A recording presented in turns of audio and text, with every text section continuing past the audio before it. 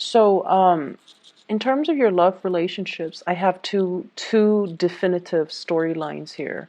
So take what fits for your situation, okay? And because I feel like I'm speaking to two groups of people, but the underlying energy is that there is for those in relationships, I feel like there's third party situation, there's third party interference in your relationship, as well as some of you honestly potentially stepping out on your relationship partner. And I feel like the energy is sort of like split this way. So I want to talk about, first of all, the person that you're dealing with. Okay, this is the partner. And for those of you in a partnered relationship, I feel like it's a marriage, and I feel at least, this is somebody that's been given a title. So we have here the Empress. And because it's somebody that has a definitive role, I feel like, this can be a wife, a husband, or even a girlfriend or a boyfriend, somebody with status, somebody that has been given a title. And the way that this person is, they're very maternal, they're very nurturing, very, very caring. And they do a lot in order to maintain the household. They also do a lot in order to maintain stability within a dwelling, within a family unit. They are also the bearer of traditions. And they keep the customs alive. They keep the household running. They keep the kids nice and clean and well fed, and they put them to bed. And you're dealing with somebody that embodies the energy of love, nurturing, and abundance. On the negative side of this person, I feel like they can be a little bit controlling. They can be a little bit materialistic or a little bit frivolous, a little bit too much into the way that they look, the way that they are seen by the outsiders, or the way that they are seen by their family. But this is somebody who is very, very strong. They have, generally a very good sense of like a moral compass, and they operate from a space where they like to take care of people, they like to nurture. They can also have a lot of suitors because this deals with beauty, it deals with harmony, beauty, and just appearance. So they could have, a lot of people vying for them. They can be very beautiful personally, or at least in your eyes. And I feel as if, with this Empress energy, and it's right next to the High Priestess. The High Priestess, usually in the traditional Rider-Waite deck, it's like the hidden woman, okay? The mister or the mistress, the person that we are keeping on the side, or the person that is not in the public eye. So for many of you, I just see this opposition here between the Empress, the person that you're seen in the public eye with, and the High Priestess, the person that's kind of like operating and working behind the scenes. And I feel as well that, you're divided between two people. You might also have two people that are in your environment that you're juggling, or you're stepping out on a relationship. What's coming in at the beginning of the deck, the spread here, is the Seven of Swords.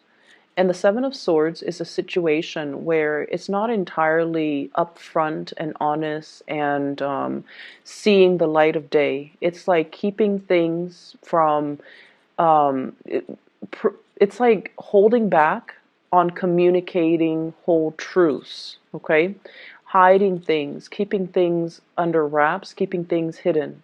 So it's sort of like all these questions are coming at you, and you're kind of dodging or being evasive. Or at least, if this is not coming from your end, somebody is dodgy or being evasive when it comes to, trying to get to the bottom of things, trying to get answers, trying to get some type of clarity in a situation. And when it comes out as this, as a sword energy, I feel like a lot of it is coming from your end, where you're dodging people in the interrogation process, where you're being very evasive, you're being very careful about what you're revealing, and you're also being very careful about what you're holding back, and what you're choosing very wisely, actually, what you're choosing to tell people, what questions you're choosing to ask or answer, and what questions you're choosing to evade. So there's this evasiveness that's coming through, and I feel like in the relationship sector, it usually denotes, third parties. It usually denotes another person that's in the mix. I'm also feeling as well that you could also be dealing with somebody that is like this, where they're keeping some information hidden from you and you're trying to find out.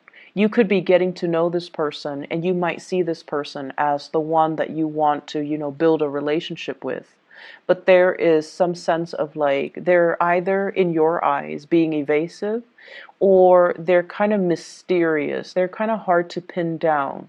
And because of it, the attraction between you and this other person is very, very, it's felt on a very spiritual, on a very deep-rooted level, as well as this sense of bewilderment, this sense of mystery, this sense of wanting to possess another person, wanting to know them inside and out, wanting to ask these questions.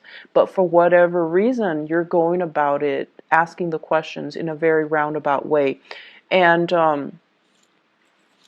I feel like the energy flows both ways, okay? For others of you, you could be dealing here with a fire sign. We have here the Knight of Wands. This is somebody that hails from a foreign place, from a foreign land. And I usually associate it with this with Sagittarius, which is your polar opposites. But it could be, another, whatever fire sign, Sagittarius, Aries, or Leo, Sun, Moon, or Rising. This is someone who's quite passionate. They don't stop in one place for too long. It's like, the Rolling Stone gathers no moss. They have that mentality. They're very here today, gone tomorrow.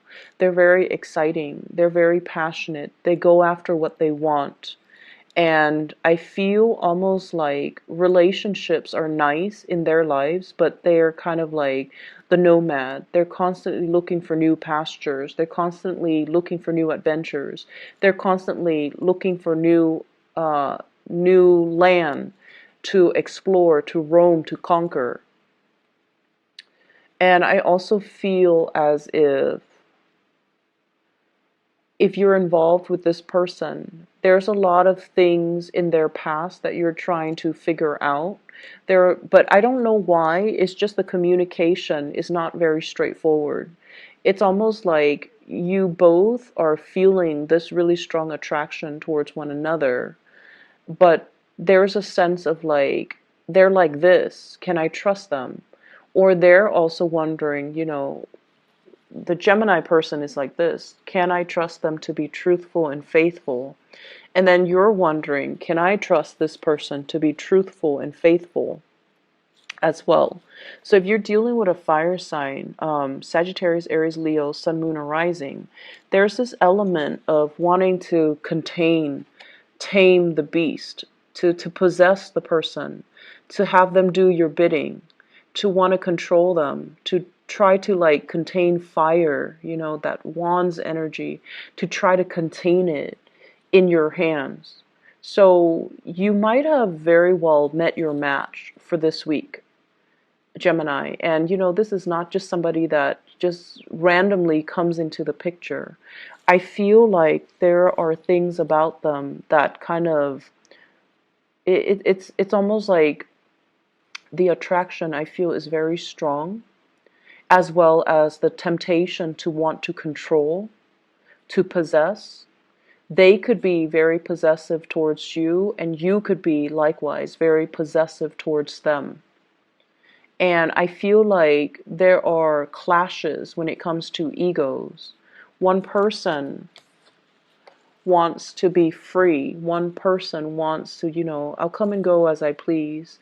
I can't be contained. And then the other person wants to possess, wants to control, wants to dictate, how the relationship is going to go. And so it's almost like in the process of trying to contain fire in your hands, you might get burned. You want to be a little bit careful if you're dealing with this character. Not that they're not a bad person, but they value their independence so much that it's going to be very difficult for you to tell them, like, I see this energy. You sit where I tell you to sit. It's not that severe, not that controlling or manipulative, but I feel like it's this back and forth that you have with another person. And the back and forth, the communication though, is very, very, very wavy. It's not straightforward. And so in order to deal with this type of energy, if you're dealing with somebody that you really like and you want to, build something with them, clear communication, especially if it's a fire sign, Geminis, you need to be very straightforward with your intentions. You need to communicate in a very matter-of-fact, blunt manner, because I feel like all fire signs really appreciate is just, they don't like cryptic messages. They're too impatient to try to figure things out. And they're too impatient to wait for you to state your intentions. So the way to deal with this is with the High Priestess energy coming in the middle of the spread. It's sort of like, let's try not to hold back when it comes to communication. Let's be very clear, and let's not be cryptic when we are dealing with other people. It's a general, good rule in life. But I feel like for some of you, there are just some things here with power struggles and control that's really interfering with your relationships, okay? For others of you, it could be this fire sign that is stepping out on the relationship. There's an overall sense of mistrust between you and them. And there's an overall sense of like wanting to, they might have several options, with the partner you're dealing with or the person that you like. They might be somebody that smells really good, that looks really good. I see a lot of flowers here, so I'm tempted to say like smell. Somebody who's very, very tactile. They could very well be, extremely beautiful, handsome. They take care of themselves. They're on a pedestal. They're just kind of like floating up there. So it's like you at least put them on a pedestal and you feel like they're too good to be true. You want to possess. You want to bring them back down to earth. Or likewise, somebody could be doing this to you. But I just feel as if it's an energy of like freedom versus commitment. And it's an expansive energy as well that deals with, it's stirring up some insecurities from both parties. And as a result of it, I feel that it can be very challenging when it stirs up our insecurity and when we feel like we can't communicate properly. We feel very rattled by the other person whenever we're around them, and we can't really gauge their intentions, or we can't really gauge what we're about to do, or they're coming so fast and they're coming on so fast and so strong that you wonder, do they do this with everybody? Am I just, one of their groupies? Am I just one of the person that's following their lead, or do they actually have a specific place in their heart for me? So I feel like it's stirring up some anxieties as well as some insecurities within you. It's exciting. It's very exciting, but it's also very topsy-turvy. And so what you decide to do, I feel, is that you need to take control of this situation, and you need to have some type of clear and straightforward communication. So rather than, keeping them at bay and potentially driving them away, if you really like them, you want to have some type of a mutual understanding, agreement, consensus, or at least, allow them to kind of just understand where you're coming from. Because I feel an energy of like, you can leave, just go, I don't need you. But deep down, you do need them. You want them to come back, but you want to play it off. You want to appear aloof. And so I feel like there are a lot of cues, things that are lost in translations. There are also a lot of miscommunication as well that needs to be worked out. I don't feel like it's getting resolved, but it needs to definitely be worked out in this spread, okay? At least for this week. So if this sounds like the situation you're in, where it's not third party, but there are fears of third parties, then you need to kind of just, open up that channel of communication if you are dealing with a third party. I feel like your intuition is leading you on the right path towards kind of freeing yourself and not being it's like, that being wrapped around somebody's fingers and feeling like they've got you pinned down. You can't go, even though you want to go off with somebody else. It feels like that to me. Moving on to other areas of your life here, this is pretty much serving as your spiritual advice. And what I feel overall is you are going to be playing mediator this week, okay? And I see some issues when it comes overall here to dealing with people, giving advice to people, being kind of like the onlooker in a conflictual situation. So for many of you, you might be, you might work as a therapist. You might play therapist for family members. You might play therapist for friends. You might be as well playing therapist for coworkers who are not getting along, who are competing with one another, who are working at cross purposes with one another, who are not communicating very well. And so you're going to be kind of like the person that they all go to vent their emotions, to vent everything that they're feeling. So whatever, frustrations other people are dealing with, they're going to come to you and you're going to be kind of like that shoulder for them to cry on here with this Queen of Cups. And I also feel, this is family, this is friends coming in, as well as people in the workplace, not so much coworkers, maybe even people that you're managing, supervising, teaching. There's a big element here about training, learning a new craft, learning a new skill. Everybody's on board, working in the same direction, building something of lasting value. And I feel like, it's a process where we wanted a specific way, but then we understand that the skill set of the people that are tasked with completing this process, they might not be capable, they might not be competent. So we kind of have to lower our expectations and kind of like go to their level to teach them where they're at. So I see you as being sought after for advice, for your opinion, for your skills and expertise. And I also see you giving logical, tangible advice on the practical front, but also giving, emotional advice as well in other areas. There could also be conflict between you and a water sign, okay? So Pisces, Cancer, Scorpio, Sun, Moon, or Rising, regarding, this is a card about competition here. So it could be, you could be competing with each other. If it's somebody who's also in very high demand. They might do things differently than you because, you're an air sign, they're a water sign. They're not going to move as fast as you'd hope. So if you're waiting on them, there's going to be that element of frustration. The career front is looking really, really good here with the sun. The sun indicates to me, the spotlight. It's sort of like the areas where you shine, or the areas where you're very, very visible. Everybody sees everything that you're doing. But it's next to the Three of Pentacles, which denotes that people are soliciting you. They're trying to find you. They're coming to you in droves to try to get your expertise, get your ideas, get your opinions.